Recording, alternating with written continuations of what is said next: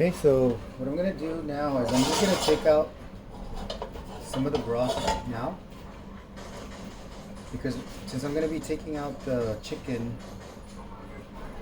pieces by themselves, I don't want them to dry out. So we're gonna grab some juice, and then after I take out all these chicken chunks, once I take out all these chicken legs, so I'm gonna leave it right about there, and then I'm gonna take out the chicken legs, and then from here I'm going to throw the rest of the juice,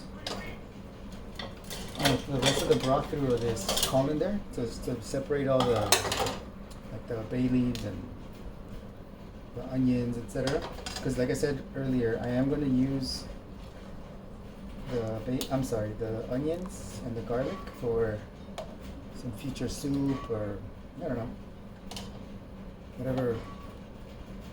whatever else I might want to use it for. Because I could also just turn this into some like rice dish, just like chicken and rice.